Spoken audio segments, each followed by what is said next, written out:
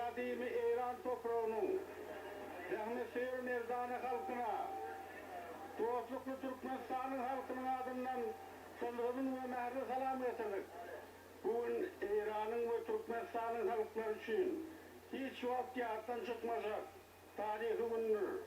Bugün iki kadim halkın kadimden komşu olup yaşap gelen Türkmen ve İran halklarının ayrıtın yakınlaşan günüdür. Şunun için biz hem Türkmenistan'ın ve İran İslam Respublikası'nın alıp barayan dostluklu, hoş niyetli siyasetinin neticesinde bina olan bu yadigarlığın açılış davarına katlaşmak biz için ayrıtın yakınlar.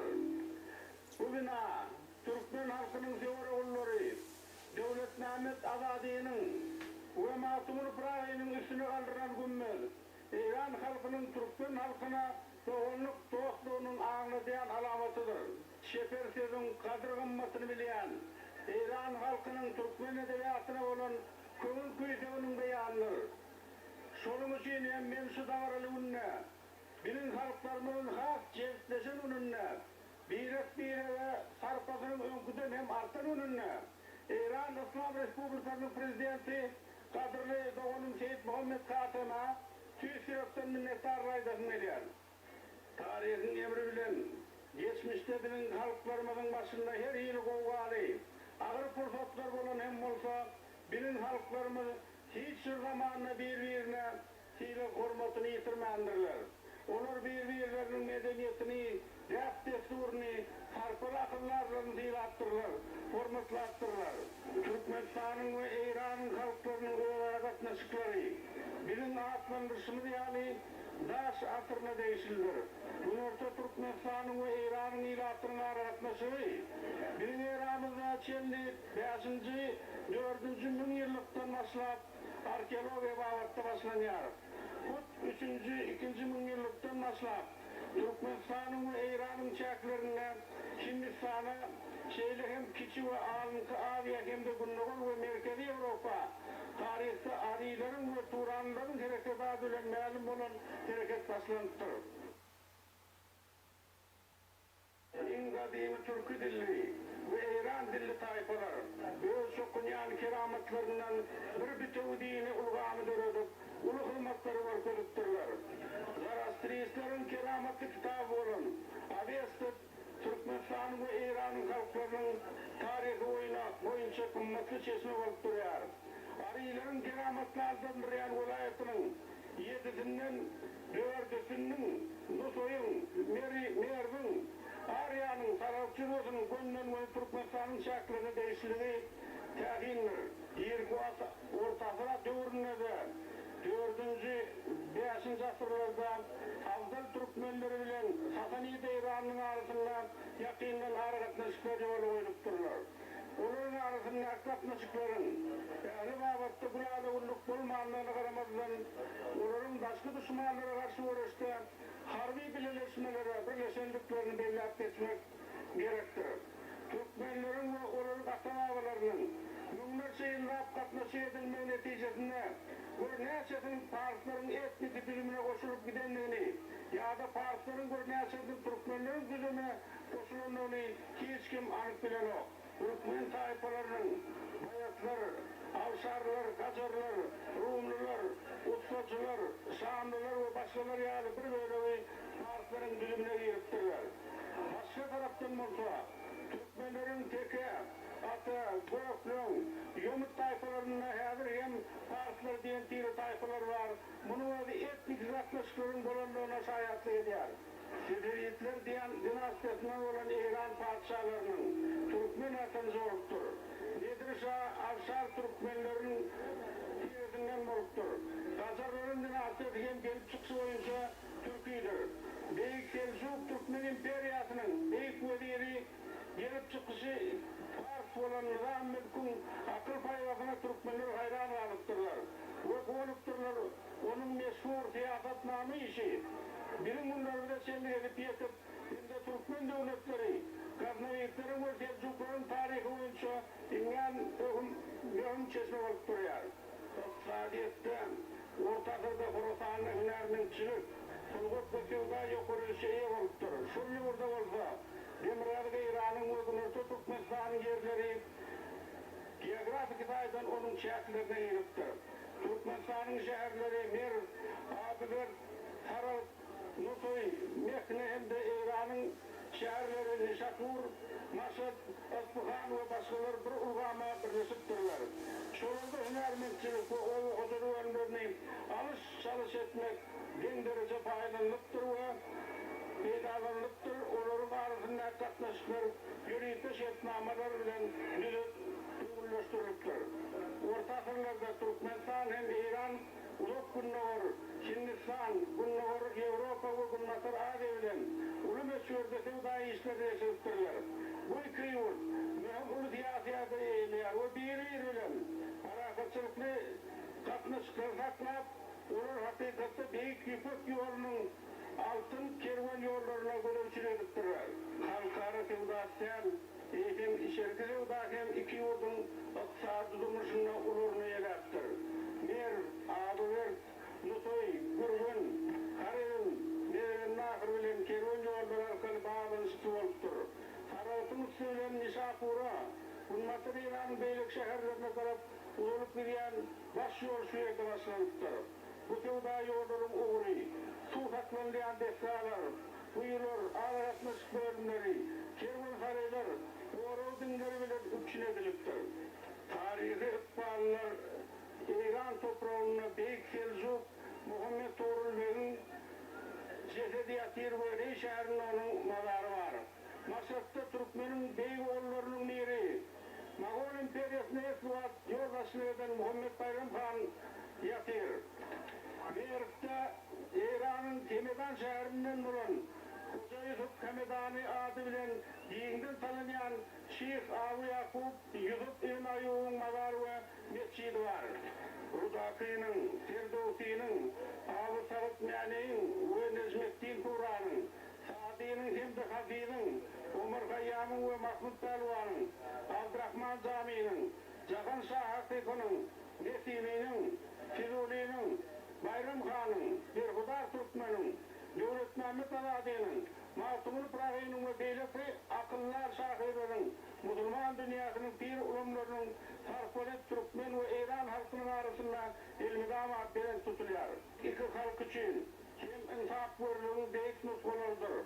Dini bir medeniyeti deyip desturul kıvattaşı olan, kadimi konuş halkların halk dereceliğinde de yazılı edebiyatında da hem umumluk duyuluyor. Muha İran'ın meşhur şahiri Ferdowsi bilen Türklerin akıllar şahirleri Abadi'nin ve Prahi'nin görücülüğünün müdahale kart aydın gözetirse olur. Meğerim güç sonun için olsa gerek. Ferdowsi'nin zamanının son günlüğür edebiyatında Fars dilinin tesiri farklı işleniyor. Muha belli derecede Ferdowsi'den sonki asaf geçen ve öz eserlerini Fars diline dörüdün. Kuzu Hafif, Sadı Şirabi, Abdurrahman Camiyar günlüğür edebiyatının klassiklerinin görücülüğünün hem iterini veriptir. Bu tesiri, bir ödünün kökünü batı odaklardan alıp baylayan Türkmen edebiyatını hem görüyor. Bu 18. asır günlüğür edebiyatında hadisaya vurulan, edebiyatı halk bilen cevizleştiren, özbaşlık edemekteyi dörüden Türkmenin sözler dili, Masumul Prahi'nin görücülüğünün misalını hem aydın getirse oluyor.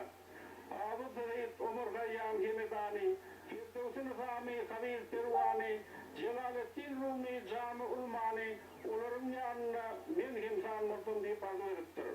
O Halid'in, Sadi'nin Bostani, Gürlü Azıp, Hasan Ağa'nın Meydani, İster min Şahnama, Sakın Amani, Meali Ömer bilen Süleyman Mursun, biz bu yerde deyip Matumuli'nin, Ulusu'yu ve Şahsız'ın Tarık Beliyat'tan harifalarını aktarını oraya.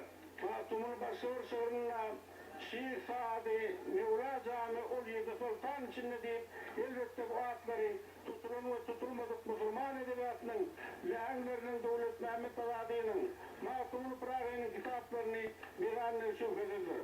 Bir akıllar Abadi'nin öz eli bilen yazan bir gol yazması gelip yetti. Türkmen halkı için ağzına yapıp olmayacak bu gol yazmağında Abul Hasan Karakani, Abdullah Yansari, Bahavuddin Arsvendi, Mahmud Deryar Veli, Hoca akrariyalı belli şahirlerin 30'un uğrağından 500 deyip devreğini su getirler. Azadi'nin ödünün meşhur vardı azad eserinde ödününe. Bu şahirlerin eserlerine dörücülükli peydalanındığına, öz zamanısını layık tutsa, göstermediğini, Saadi Şirazi'nin devletname Azadi'nin olma alimleri olan kardeşleri siyinlap, makalında hak eşkar gözetiriyorsun. Yeri İran Türkmenleri, Mervan doğullarımız, bizine şuun Mahtumul Pırağı'nın 266 yaş doğulanına gelip onu beyan çiğnetinin yüzümü de ediyor. Azadi Ali, Mahtumul Ali anısında yatan büyük şahsiyetler arka, siz Türkmenleri ilanına ki vatandaşlarımız ve özümüze milletimize olmaya hakkı vardır. Azadi Ali,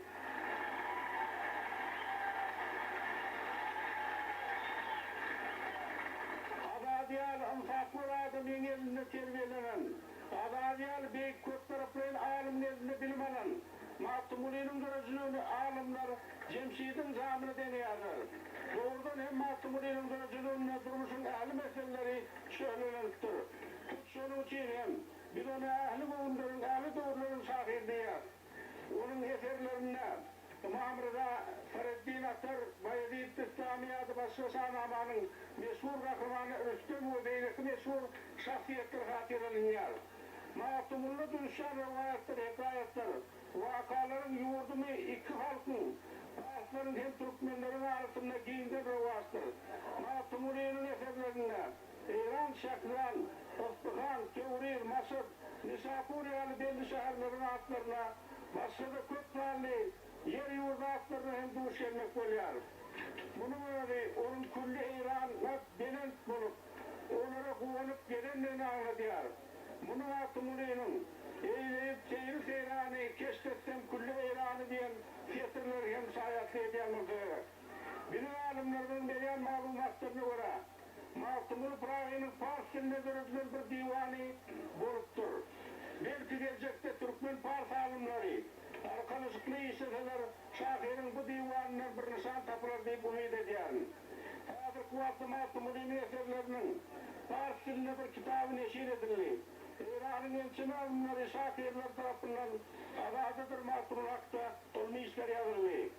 Ayrıca hem İranlı iyileşlerimiz Murat Turdu Kadi'nin, Atı İşa'nın, Yusuf Bozuk'un, Oral Muhammed Sarni'nin, Mahmut Ağa, Güldi'nin, Abdü Hakar Sufurat'ın, Şeylehem Mahtumul'un eserlerini Fars'ına tercüme eden, Abdurrahman diyeceğini ve devleti Mahtumul'un tanıtmak taliplaryanı işlerini, bize iki dost yaslan halk birbirine yakınlaşıp durmaya koşun edip düşünüyor.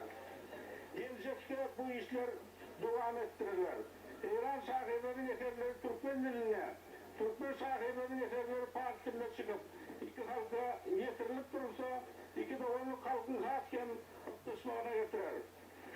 Bununla devletname Azada ve devleti ve Mahtumul Pırağı'na şeyle uliya değerlik kurup onun sarfasını ve mertebesini genel olarak belende oturan İran devletine, onun hürmetli yoldaşlarına, külli İran halkına genel olarak kişilikten minnettarlığımı duyuruyorum.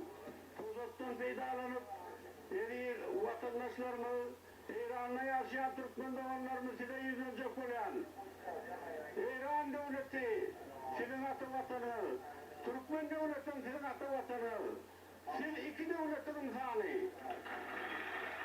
Vatandaşlar İran halkıyla Türkmen halkının geçmişte ben firarladım köp bir ulu bile doğruluk katlaştıran olan büyük kanı katıştıran olan onun için şu devlette hem İran'ın büyük halkları yani kanun esasında hukuklarımızdan onun için şu devlette ağzıyla yaşamayı, üstünlük kazanmayı, milletini, dilini, değerini yitirmeyen saklamanları, o ikinci vatanı Türkmenistan, onun halkıyla, doğanlarıyla hem işe iktisadi, medeni katlaşıklar edip durmamalı. Şerhetleri yöne konuşturulup, geçeri alşetler eder, iki vatanının oğulları olup, Allah'tan dile edelim, parakatçılık yurdumuzda olsun, parakatçılık uyumuzda olsun, parakatçılık iki devletlerin ilinde olsun.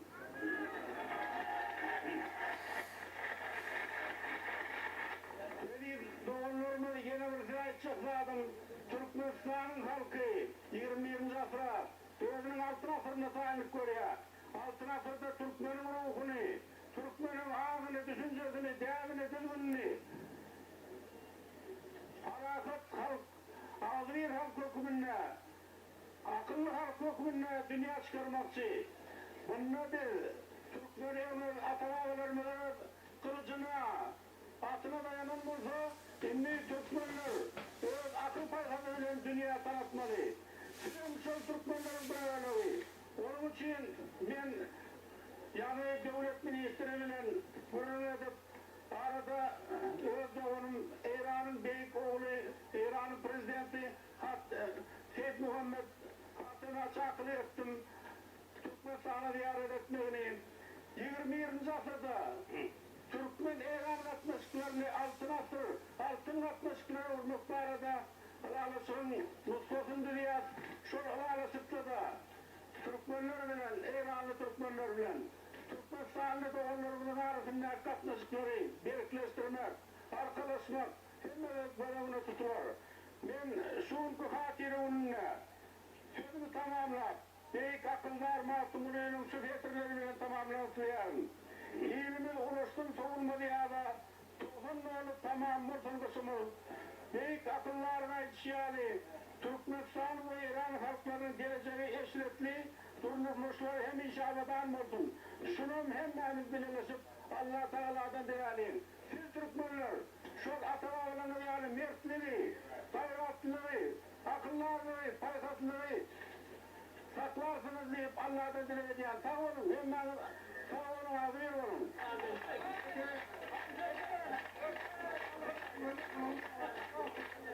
Beş vilayetinden gelen şahirler, hem de İranlı şahirler Magdum olup Ravi'nin koşkularını okudular. Aydındır saat Bilenk'ten yanlarını. Bismillahirrahmanirrahim. Sensin arayışı cahan, hem cahan senin bir haber. Sen cahana doğru sen, cahan senin bir haber. Neredesin? Asla seni görmemişim dildarım. Umrum sen, bilbil misin, neredesin? Kamgın koynum hıyalında ardarım. Bağ içinde gül misin, neredesin? Karacımın, ye seyitmin, hocamın, ye sakimin, ye şerafmin, ye camın, ye yel misin, ye günnirmin, giycemin, ye ay misin, ye gül misin, ne misin? Ye müşkursen, ye kokunur ammarmin, ayda bilmin, ye çarp misin, çembermin, ye deryamın, ye mavç misin, lemmermin, ye girdapmin, ye burgunmin, ne misin? Altın misin, kumuş misin, ver misin, ye arş misin, ye kurt misin, yer misin, ye yakutmun, ye mercanmin, dür misin, ye çıraqmin, ye revşinmin, ne misin? Maktum guli, yeç namusdan ağrımdan, el götürgül, vefası kerinden, cahan doli, sen kapıl sen yarımdan, meymesmin, ye şeydamın, ne sağ ol.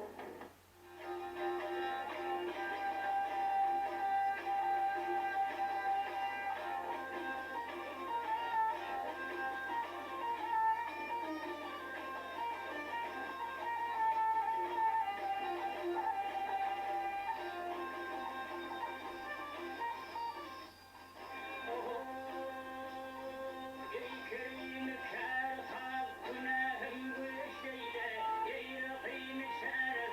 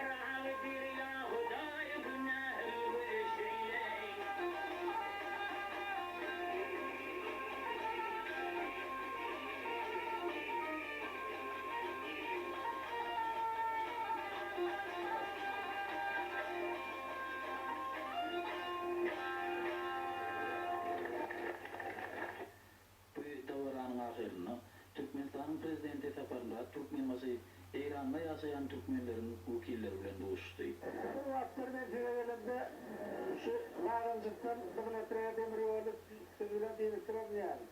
Bırak biz yetişmedik. Gecem taraf o taylar nettik. Kârcov, Kerki'yi nettik. Kârcov kutor yaşayın. Onların bir 400 kilometre var. Ne deyip olsa tarihin başından şey oldu bu torostur yıl içinde.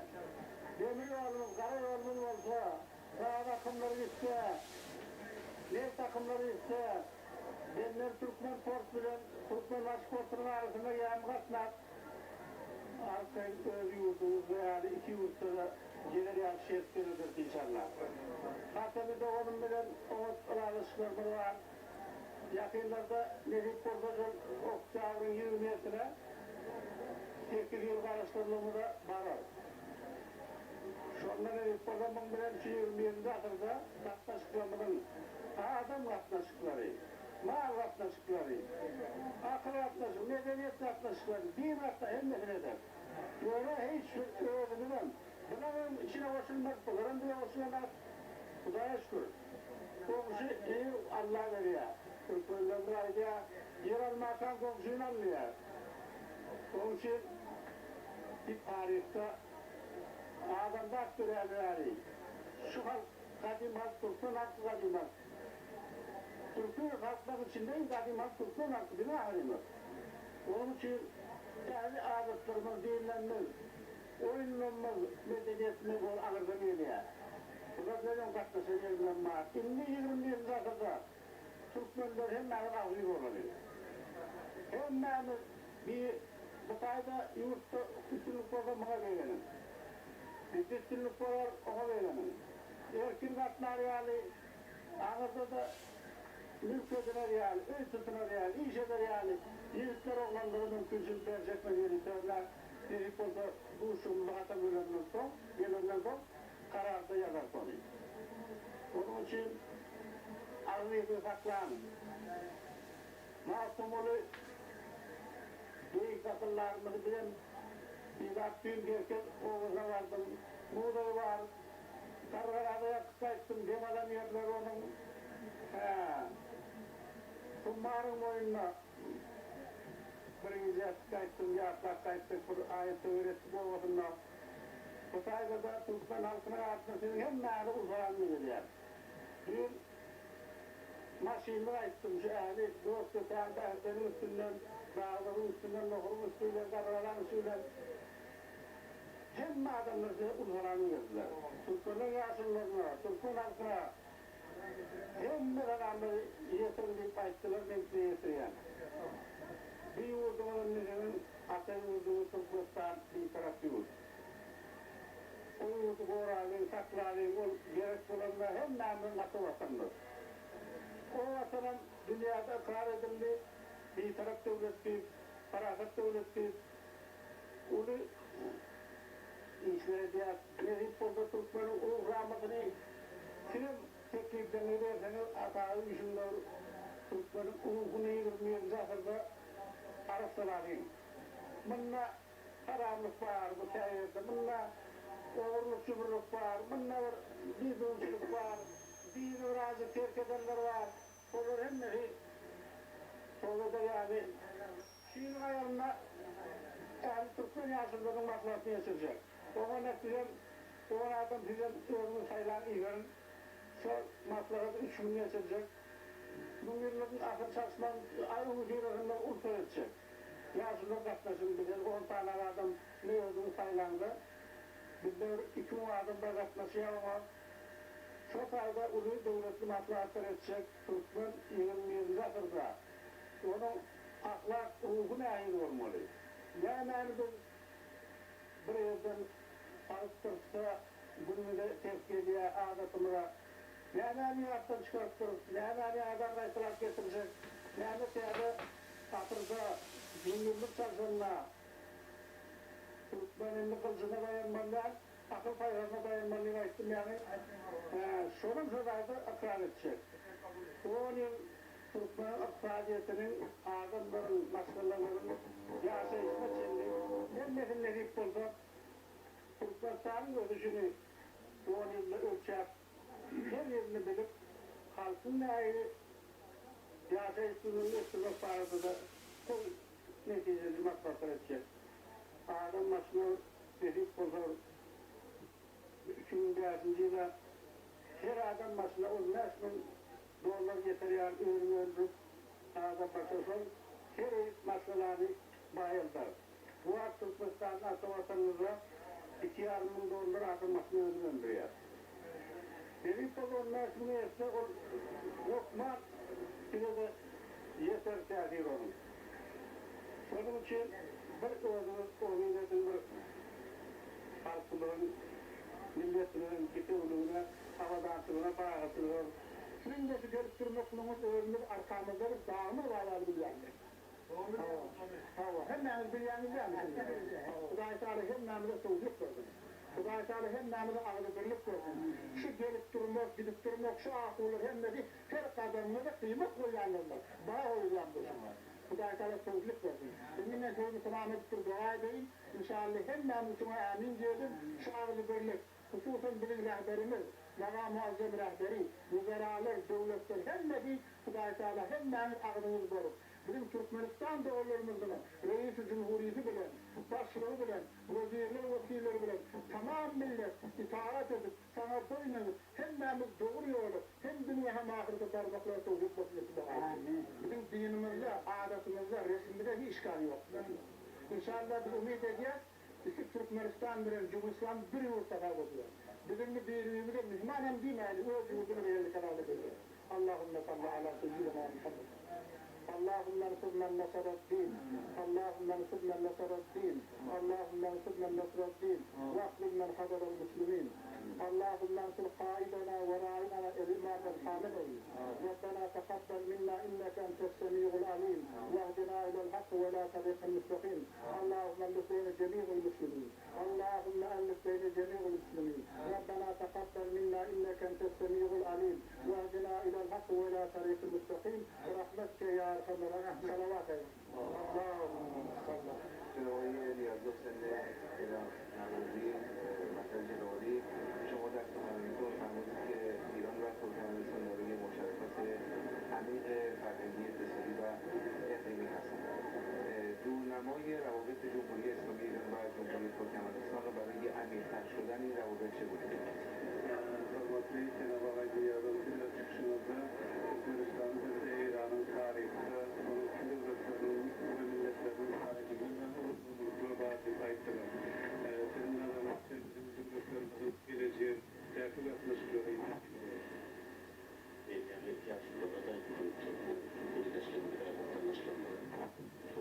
İran akışları gelecekte altın akışları olur. Bir iqtisadiyette doğru itaat, hevit, hem Avrupa içinde adi devletlerine birleşip bir baylıklarımız bilen çıkmağa yol açar inşallah. Niyetimiz, kararımız bilen o dünyada ağabeyli gerekli haritaların yeri İran devletinden beri birleşik iktidarların hakkında hizmet şeyler. Bundan başka da bir sevdada, seyretlerde yenilikler edip iki halkın arasındaki iktisadiyatmışları bayadır. İktisadiyette teyabe yollar, samaniyat yolları, emir yolları, birleşik hukudanlar bulunmak. İktisadiyette umumi şahsın mümkünçlükleri var ve şunları yiyemeyeceğiz başını bulup başlar. Siyasatta da birin dinimiz var, Kur'an'ımız var, Kur'an'ımız var, Kur'an'ımız var. Onun için bunların müdavanları her devlet işine, içerideki işlerde başlaman nedeni yaklaşıkları, tarihi yaklaşıkları, onun yaklaşıkları üstürdü. Hiç şu iki devletin arasındaki yaklaşığı şikayet getirecek olan nedeni yok aramızda. Sebebini, dostluk doğrunun sebebine olup dünyada mutlu olur deyip doğrulan ya. Turkmenbaşı yaşadın Türkmenistan hava. Sağ olsun elmi damaşın yalak katlaşıp bolup durdun. İki arada iki devletin prezidenti sağ oldun.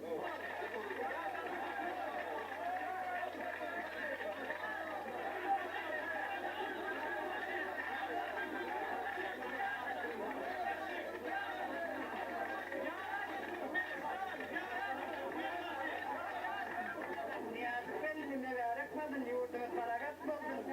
Uzak geledigin, madam günümüz kayıp oldun, Gülistan oldun. Dayıcan şugunumuzdan biri yaptırırsın, iki dünya şeydip birikip devletlerimize katlaşıp yurt barakatçılığı verilsin.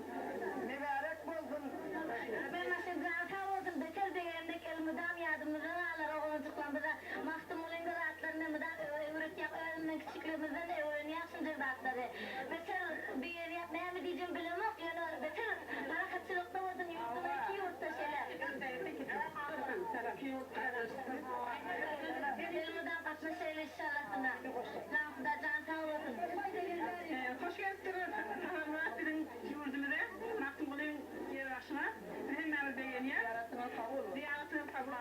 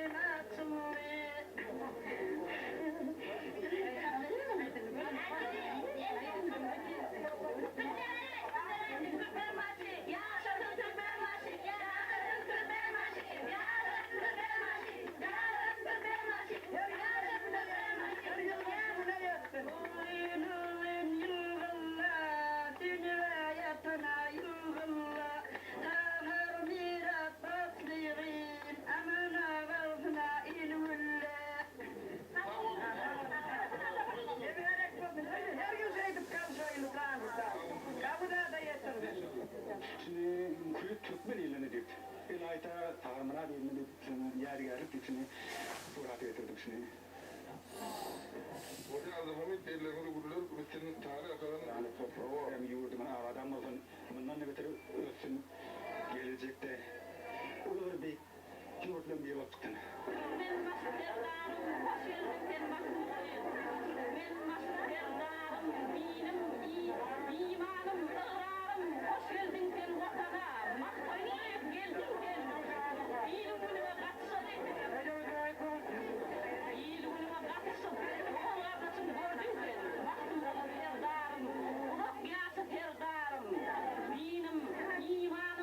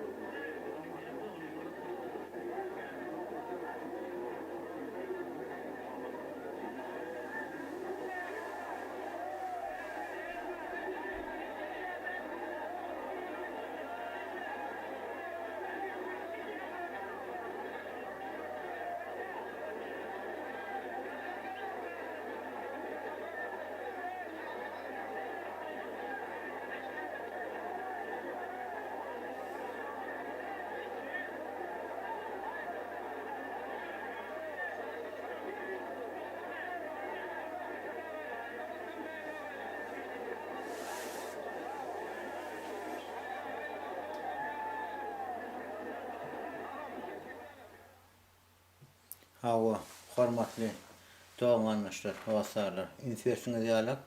Yine gördüğünüz filmi, belki görmeniz yaramasa gerek. Yine Türkmen, hemmemiz bir Türkmen, hemmemiz bir doğan. Dinimiz bir, değerimiz bir, desurumuz bir. Alparyan pikirimiz bir. Ağzı birlik, parakaçılık, yurt abadançılığı. Yönkü prezidentlerimizden şon yali, hazır prezidentimizden şon yali. Şoran kadını bilmeli. Emma vaat geçiyor, yağdaylarım çırışımlı oluyor. O çırışımlı yağdaylarım vaatın geçmeye olan yine hem de düzelir. O düzel yarım. Biz kanaatli olmalı. Türkmen devletimize, Türkmen yolbaşlarımıza hürmet koymalı.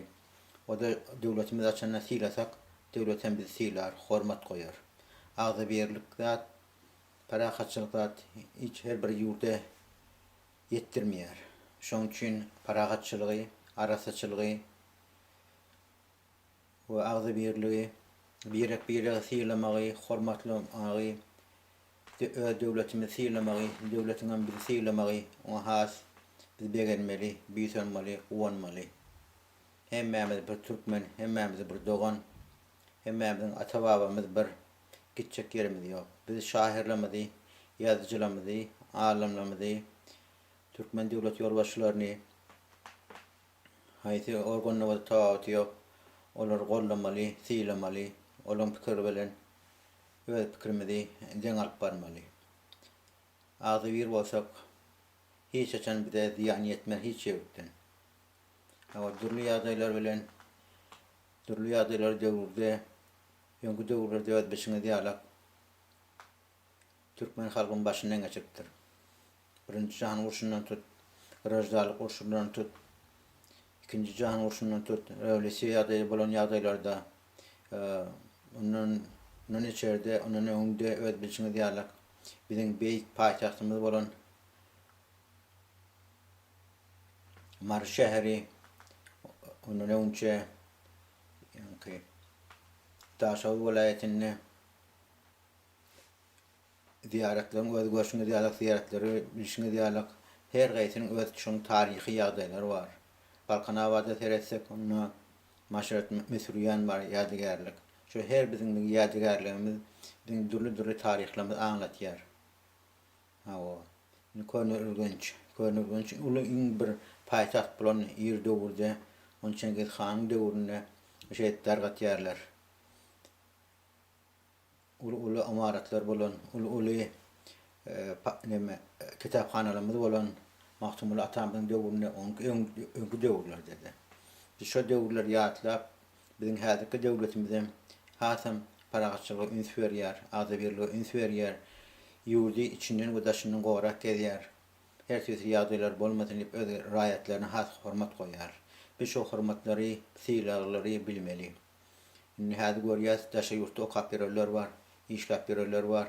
Olaň jan sag bolsun, başlyk bolsun, nesip eden güni olar ýurduny da gelerler, ýurduny da bararlar, özüň görüşimizi ýalak, gawa iň gaşan awadan amaratlary, jaýlar salypdyrlar, maşinleri edipdirler. Diýsen owanyp ýüzün gaýtdym. Öz watanymyza, öz günümizde, öz ata watanymyza, ilimize, günümizde, öz Türkmen döwletimize, Türkmen milli döwletimize owanaýlyň, büýseneýlyň. Ýaşasyn paragaççylyk, ýaşasyn Türkmen ilim, ýaşasyn Türkmenistan ata watanym, ýaşasyn arkadagym, ýaşasyn Türkmen döwletimiň ýolbaşçylary. Ýaşam, paragaççylyga öňe süreli. Hawa şahirlerimize, ýazyjylarymyza, ýa-ni bellek eşimýäli hormasyla diýilen. Olar ýatlaýlyň. Egerde şoňyň ruhuny şad etjek bolsak, biz şolary ýatlamaly, ýatlasak şolar mydam ruhlar şad bolýar. Egerde biz olary ýatlamasak, olar ýatdan çykýar nesille ünsbermän, insan açylýar. Oň biz oly işler etmeliler. Bizim her haýsymiz, her dünýäň haýsy kunjugynda bolsa da özümiz şu elimizden gelen işleri etmeli. Diňe paragaçylyk uğrundan aza birlikde, syýlagda birek hormatda has amatly bolar diýip düşünýär. Arzular hasyl bolsun, ýurdumyz parahat bolsun, Türkmen baýdagymyz da parlasyn, ara asmanyň arasynda Taşar yurtta görüp beren İlçhan olamaz, konsulsta olamaz. Ona biz kuvanmalı, biz olmalı. Ola Türkmenin nirde vasıda aladasını etiyerler. Vize gerek yadı olsa, pasport yadı gerek olsa ya başka yadılar olsa eline gelen işler etiyerler. Şuran biz kadrını bilmeli. Hem de can sağlık ve yurt paraqatçılık isleyerin. Gelin bire kuvan eyleyin, büyüsün eyleyin. Birek can sağlık isleyeyin. Birek silayın, sonra birek silasak şunu oturs. Uman sizin vaktinizi almayın, canınız sağ olsun, başınız dik olsun. Toyda görüşelim, madem her bir Türkmenin kapısında toy olsun, tomaşa olsun. Yaxşı niyette, yaxşı arzularda var öyle. Hadi men siz bilen hoşlaşan, sizin hemmenize can sağlık ve yurt paraqatçılık arzu etdiyin. Başınız dik olsun, oğlunuza, qoşunuza qovanın. Yetip gelen tədil Novruz bayramına da hemmenize can sağlık arzu etdiyin. Arzu etmek bilen sizin başınız dik bolup, kapyňyzyň her gaýsyn kapysyna toy bolsun, tomaşa bolsun. Hoş, sağ olun.